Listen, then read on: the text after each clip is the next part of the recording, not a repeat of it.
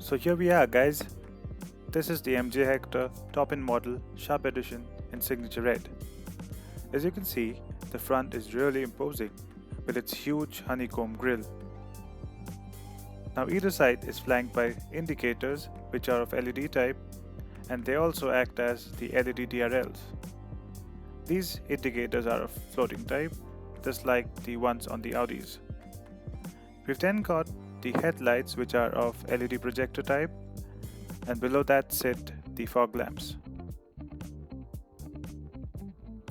At the front, you also get a parking camera which can be used also for the 360-degree view.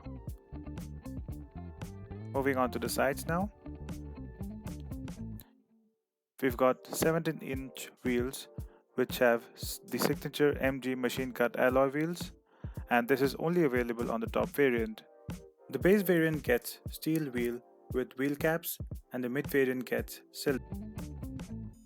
And this is how the Hector looks like in its full glory from the side. Moving to the rear of the Hector, you notice the nicely integrated tail lamps which are LED, not just for the stoplights but also for the indicators. And there you've got the wiper and defogger. That's the MG badge sitting right in the middle.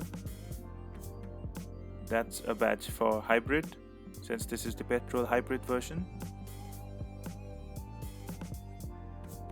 There's the rear parking camera, which is also used for the 360-degree view. Let's have a look at the boot now. Now, as some of you are aware, the boot is electronically operatable, and that means that at the touch of a button, the boot lid opens up and can also be closed down. Now, this boot is also 6-step adjustable, meaning you can adjust the position of the door using this button. You've also got these hazard lights that switch on the moment you open the door. The rear seats on the Hector are fully foldable, and that gives you a lot of luggage space. At the tap of a button, this is how the boot lid closes down.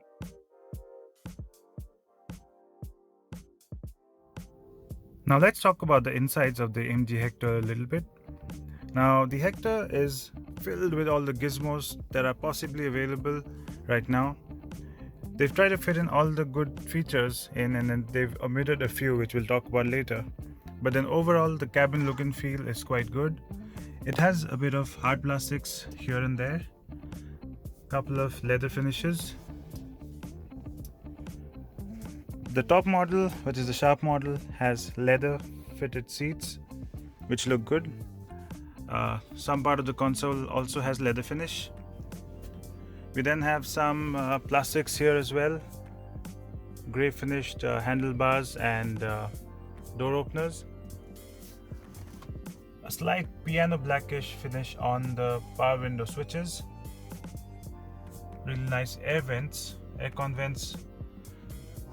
And then you've got these vertical aircon vents which are unusual but remind you of the Volvo cars. And then of course the highlight of this car is the 10.6-inch central display, a touchscreen display that has a lot of features, and it's called the iSmart. The steering wheel has buttons for every possible function. We've got buttons for receiving calls, for adjusting the MID, for setting the cruise control speed, etc. And then you've got controls for volume as well, and for activating the iSmart system. You can activate the iSmart system also using a voice command.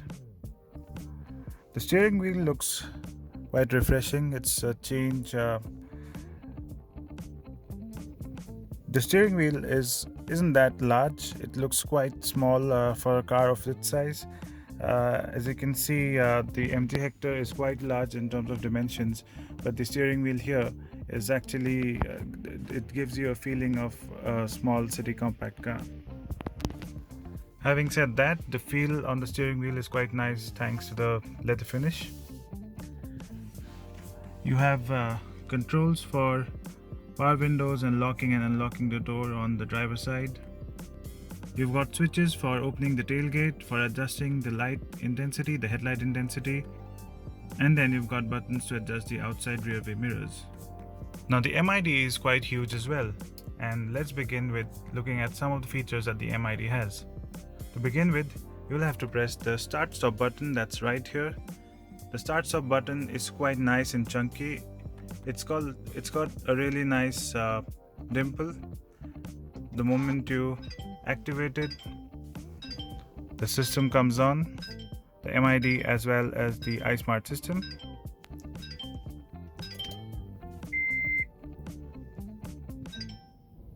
There you go, the MID has been activated. As you can see, this car's right now got a range of 190 kilometers, and that's a nice feature to have. It also shows you stuff like driving time, etc., based on how long you've used the car for. It's got usual telltale lights, a speedometer and an odometer. Okay, moving on to the iSmart system, that's the highlight of this vehicle. As you can see, it's a large touchscreen, probably one of the largest you've seen in cars that are in this price range. It's got very minimal buttons, only for volume and switching on the display itself and for the air conditioning controls. Besides that, everything else gets controlled from the screen itself. The long vertical aircon vents should help in cooling the front really effectively. Below that, you've got the aux port, the charging 5-volt charging port as well, and then you've got a USB drive for you to plug in your music. Besides that, as you can see, this is the gear lever. Now this is the diesel engine which does duty with a 6-speed manual transmission. The diesel engine, as most of you are aware, has been sourced from Fiat Chrysler, so this is the same one that you see on the Jeep Compass and also the Tata Harrier. Piano black finish here as well gives it a bit of a premium touch. Now coming to the back of the console, of the central console, you've got the 360-degree camera view button. Moment you press or activate the button, all cameras on the car get activated, and as you can see, you've got a view of the vehicle from all sides. You've also got a button to activate the parking sensors. You've got cup holders, which by the way have ambient lighting. And then this is the handbrake, which isn't electronic. Now at this price range, we would expect that this car could have put an electronic parking brake, something that the Jeep Compass has, but then unfortunately they've gone with a normal parking brake, which is a manual one. You've also got a huge central armrest, which has got a cold glove box, which is great to see. Now the party trick here is the OK MG system, or the voice assisted system, that is the iSmart, and let's give it a go. Let's try out a few tricks. MG, I'm here. open the sunroof please. Works immediately. Just open the sunroof for me. Let's try something else. Okay MG, Yes, open the driver's side window please. Works effectively. On the top end model, the front driver's and passenger seats are electrically adjustable. However, there is no memory function.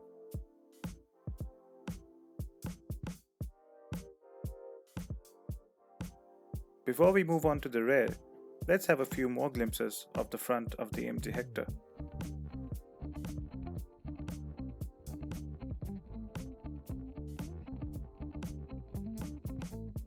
Now let's get into the rear of the cabin. Now as you can see, the rear door has a really large and wide window. Now this should help passengers feel more comfortable inside and should also give them more visibility. You've got a piano black finish on the power window buttons. You've got infinity speakers on the doors, that's the tweeter, and this is the speaker. Now as you enter inside, you notice the 60-40 split seats. You also notice how you can recline the seats. Now the recline is adjusted to about 35 degrees, which is the maximum. and you can do that recline using this lever here. Now a pull of the lever moves the seat forward, and a full pull will allow it to fold completely. The passengers at the rear, they've got rear AC vents as well, and they've also got a power socket. The rear AC vents can be operated for speed using the control given here. The rear seat bench has quite a lot of good support. However, since I'm tall, you can see that I haven't got great under thigh support.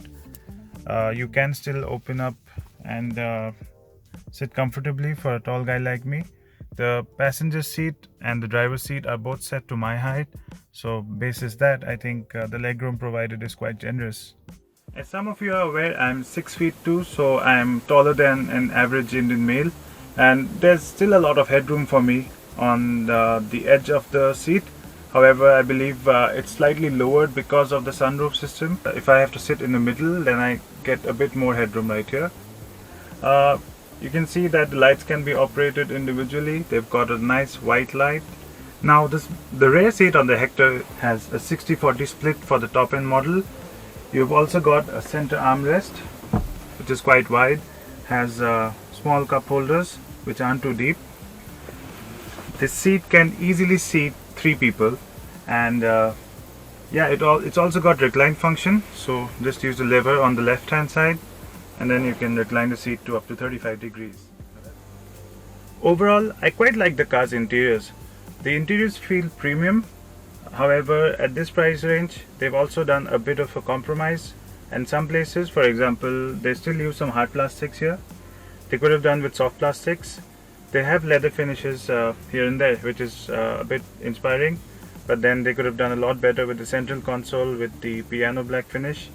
It looks a bit tacky and cheap sometimes, but then I understand that they're trying to do a lot with the features here as well. The only disappointing thing here though, as you can see, is the inside rear view mirror. Now there's no automatic adjustment, or it's not an auto-dimming inside rear view mirror. It's rather a day and night manually adjustable mirror, which is slightly disappointing because cars of this range you would definitely expect these features to have been provided by default. Besides that, although it's a huge touchscreen, I believe they could have gone with a better display. I mean, the colors that this display produces are slightly tacky. They could have probably gone with a better display which has more accurate colors. However, it does do its job well. The iSmart system is really good because voice detection on this is quite accurate, something which is quite commendable. Besides that, you've also got a lot of features inbuilt. For example, you've got GPS navigation, you've got FM radio, which is quite a rarity nowadays because you're moving into a digital direction. You've got Ghana preloaded here as well. You've also got Apple CarPlay and Android Auto, so that should allow you to play music apps of your choice. Alright guys, we're at the end of the review, and in conclusion, what I can say is that the MG Hector comes across as a really nice package. Looks are subjective, so I leave that up to you guys to comment about. But I personally find the design a bit dated and conventional. However, what uplifts the design here are things like the LED head and tail lights, which have been nicely integrated. A slightly wider body though would have given the car a slightly better stance. In terms of features, the car is packed to the brim.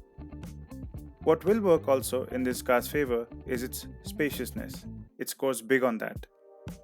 During the course of the review, I also felt that the Hector has been really well built, so kudos to that. If priced between 15 and 20 lakhs, the Hector sure is eyeing at competitors like the Harrier, Compass, and even the Creta. And if after-sales experience is decent, I believe the Hector is surely going to cause a lot of worry to them. For more such videos, keep visiting Automobiles. And if you haven't yet, don't forget to subscribe to the channel to receive more such amazing content.